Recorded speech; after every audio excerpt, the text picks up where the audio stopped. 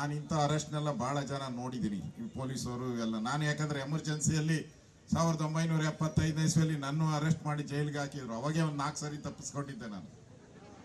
ಮೊನ್ನೆನೂ ತಪ್ಪಿಸ್ಕೊಂಡು ಹೋದೆ ಅಲ್ಲಿಗೆ, ಮೈಸೂರಿಗೆ ಹೋಗಿ ಅಲ್ಲಿ ಬಿಜೆಪಿ ಬಾವುಟ ಹಿಡಿದು ಧಿಕ್ಕಾರ ಧಿಕ್ಕಾರ ಧಿಕ್ಕಾರ ಅಂತ ಕೂಗ್ ಬಂದಿದ್ದೀನಿ. ನೀವು ಇಷ್ಟೊಂದು ಸಂಖ್ಯೆಯಲ್ಲಿ ಇವತ್ತು ಮಂಗಳೂರಲ್ಲಿ ತಾಯಂದಿರು, ಅಣ್ಣ ತಮ್ಮಂದಿರು ತಾವೆಲ್ಲ ಸೇರಿದ್ದೀರ. ಮೊದಲನೇದಾಗಿ ನಿಮ್ಮೆಲ್ಲರಿಗೂ ನಾನು ಧನ್ಯವಾದ, ಅಭಿನಂದನೆಗಳನ್ನು ಸಲ್ಲಿಸ್ತಾ ಇದ್ದೀನಿ.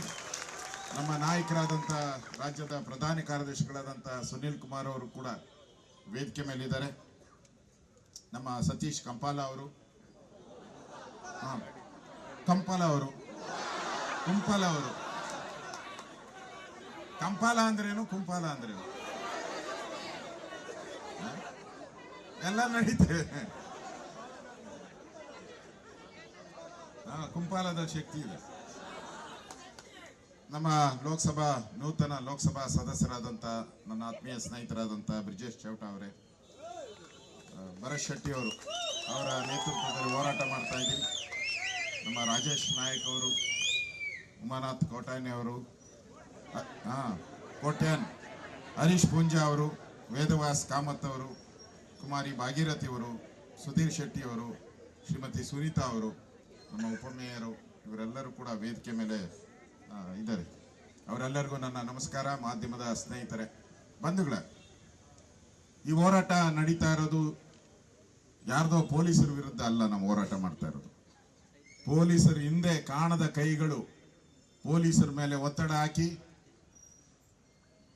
ಕೇಸನ್ನ ದಾಖಲೆ ಮಾಡೋ ಮುಖಾಂತರ ಬಿಜೆಪಿ ಕಾರ್ಯಕರ್ತರಿಗೆ, ಬಿಜೆಪಿ MLAಗಳಿಗೆ ಕಿರುಕುಳ ಕೊಡಬೇಕು, ಮಾನಸಿಕವಾಗಿ ಅವರ ಸ್ಥೈರ್ಯವನ್ನ ಕುಂದಿಸಬೇಕು ಅಂತೇಳಿ ನಡೀತಾ ಇರುವಂತ ಮಂಗಳೂರಿನ ಷಡ್ಯಂತ್ರಕ್ಕೆ ವಿರುದ್ಧವಾದಂತ ಹೋರಾಟಕ್ಕೆ ನಾವು ಇಲ್ಲಿ ಬಂದಿದ್ದೀವಿ. ಆ ಹೋರಾಟಕ್ಕೆ ನಾವು ಬಂದಿದ್ದೀವಿ. ಇದೊಂದೇ ಕೇಸ್ ಅಲ್ಲ, ಭರತ್ ಶೆಟ್ಟಿ ಅವ್ರ ಮೇಲೆ 2 ಕೇಸ್ ಇರ್ಬೋದು. ಇನ್ನು ಇಲ್ಲಿ ವೇದಿಕೆ ಮೇಲೆ ಇರೋ ಕಾಮತ್ ಮೇಲೇನೂ 1 ಕೇಸ್ ಇದೆ.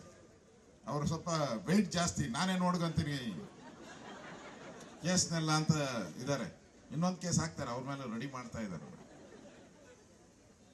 ಹರೀಶ್ ಪೂಂಜಾ ಅವರು, ಅವ್ರ ಮೇಲೇನೂ 2. ಅವ್ರದ್ದು ದೊಡ್ಡ ಗಲಾಟೆ ಆಯ್ತು, ನೋಡಿದಿರಲ್ಲ ಪತ್ರಿಕೆಯಲ್ಲಿ, ದೊಡ್ಡ ಗಲಾಟೆ ಆಯ್ತು. ಅಂದ್ರೆ ಬಿಜೆಪಿಯ ಶಾಸಕರನ್ನ ಒಂದು ರೀತಿ ಭಯ ಬೀಳಿಸುವಂಥದ್ದು. ಭಯ ಬೀಳಿಸಿ ನಮ್ಮ ಸರ್ಕಾರ ಇದೆ, ನಾವು ಭಯ ಬೀಳಿಸ್ತೀರಿ, ನೀವು ಆಚೆ ಬರಬಾರ್ದು ಅನ್ನೋ ಒಂದು ಕುತಂತ್ರವನ್ನ ಇವತ್ತು ಕಾಂಗ್ರೆಸ್ ಮಾಡ್ತಾ ಇದ್ದಾರೆ.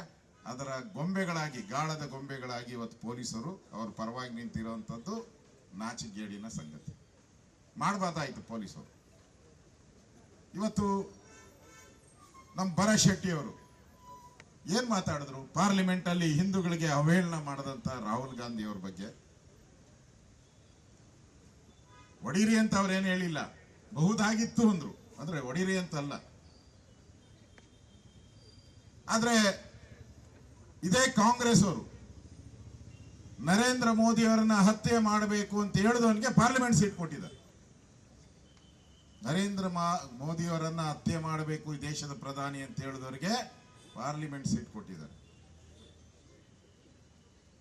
ಜೈ ಪ್ಯಾಲೆಸ್ಟೈನ್ ಅಂತ ಪ್ರಮಾಣ ವಚನ ಸ್ವೀಕಾರ ಮಾಡಿದ್ರಲ್ಲ OIC,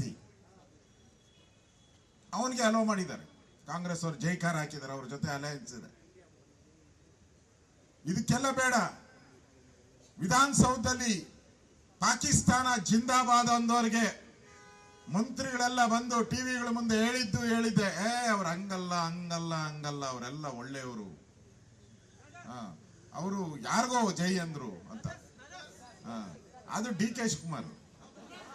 ಯಾರು ಬಾಂಬ್ ಹಾಕ್ತಾರೋ ಅವರೆಲ್ಲ DK ಶಿವಕುಮಾರ್ ಹೇಳ್ತಾರೆ ನಮ್ಮ ಬ್ರದರ್ಸ್ ಅಂತ. ಮಂಗಳೂರಲ್ಲಿ ಕುಕ್ಕರ್ ಬಾಂಬ್ಗೂ ಅದೇ ಹೇಳಿದ್ದವ್ರು, ಅದೇ ಹೇಳಿದ್ದು. ಅವ್ರು ಅದರಲ್ಲಿ ಸ್ಪೆಷಲಿಸ್ಟ್. ಈಗ ಮೊನ್ನೆ ಸಿಕ್ಕಾಕೊಂಡಿದಾರಲ್ಲ ವಾಲ್ಮೀಕಿ ಹಗರಣ, ಅದರಲ್ಲಿ ಕ್ಲೀನ್ ಆಗಿ ಆಚೆ ಬರ್ತಾರಂತೆ ಅವರೆಲ್ಲ. ಅಂದ್ರೆ ಯಾರಿಗೆ ಮೆಸೇಜ್ ಕೊಡ್ತಾವ್ರೆ? ಪೊಲೀಸವ್ರ ಮೆಸೇಜ್, ಏನ್ ಮಾಡಬೇಡ್ರಿ ಅವ್ರನ್ನ ಅಂತ. ಕಾಂಗ್ರೆಸ್ ಹಿಂದೂ ವಿರೋಧಿತನವನ್ನ ಪದೇ ಪದೇ ತೋರಿಸ್ತಾ ಇದ್ದಾರೆ. ಬೀದರಲ್ಲಿ ಒಬ್ಬ ನಮ್ಮ ಮೊನ್ನೆ ಲೋಕಸಭಾ ಚುನಾವಣೆ ನಡೀತು, ಜಮೀರ್ ಅಹಮದ್ ಮಿನಿಸ್ಟ್ರು, ಅವ್ರು ಬೀದರಲ್ಲಿ ಹೋಗ್ತಾರೆ. ಆ ಬೀದರ್ MP ಗೆದ್ದಿರೋದು ಮುಸಲ್ಮಾನರ ವೋಟ್ನಿಂದ ಅಂತ ಹೇಳ್ತಾರೆ ಪತ್ರಿಕೆ. ನಾಚಿಕೆ ಆಗಲ್ವಾ ನಿಮ್ ಕಾಂಗ್ರೆಸ್ ಅವ್ರಿಗೆ? ನಾಚಿಕೆ ಆಗಲ್ವಾ? ಇದೇನ್ ಪ್ರಜಾಪ್ರಭುತ್ವದ ದೇಶನ ಇದು?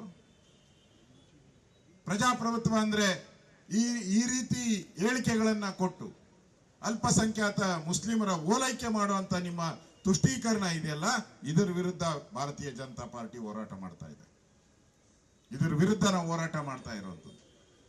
ದೇಶ ದ್ರೋಹಿಗಳಿಗೆ ಸಿದ್ದರಾಮಯ್ಯನವರು ಬಂದ ಮೇಲೆ ನೋಡಿ, ಕಳೆದ ಬಾರಿನೂ ಕೂಡ ಸಿದ್ದರಾಮಯ್ಯ ಮುಖ್ಯಮಂತ್ರಿ ಆಗಿದ್ದಾಗ ಸುಮಾರು 36ಕ್ಕೂ ಹೆಚ್ಚು ಹಿಂದೂ ಕಾರ್ಯಕರ್ತರ ಕಗ್ಗೊಲೆ ಆಯಿತು. ಜನ ಬುದ್ಧಿ ಕಲಿಸಿದ್ರು ಸಿದ್ದರಾಮಯ್ಯನವ್ರಿಗೆ. ಟಿಪ್ಪು ಜಯಂತಿ ಮಾಡಿದ್ರು. ಯಾರು ಕೇಳಿದ್ರು ಟಿಪ್ಪು ಜಯಂತಿ? ಈಗ ಮತ್ತೆ ಸಿದ್ದರಾಮಯ್ಯ ಯಾರಾದ್ರೂ ಜೈ ಶ್ರೀರಾಮ್ ಅಂದ್ರೆ ಅವ್ರ ಬೆನ್ನಿಗೆ ಚಾಕು ಹಾಕುವಂಥದ್ದು. ಭಾರತ್ ಮಾತಾ ಕಿ ಜೈ ಅಂದ್ರೆ ಅವ್ರಿಗೆ ಆವಾಜ್ ಬಿಡೋದು. ಬೆಂಗಳೂರಿನ ಚಿಕ್ಕಪೇಟೆಯಲ್ಲಿ ಹನುಮಾನ್ ಚಾಲೀಸ್ ಹಾಕಿದ್ಕೆ ಅವ್ರ ಅಂಗಡಿಗೆ ನುಗ್ಗಿ ಹೊಡೆದಿದ್ದಾರೆ ಅವರು.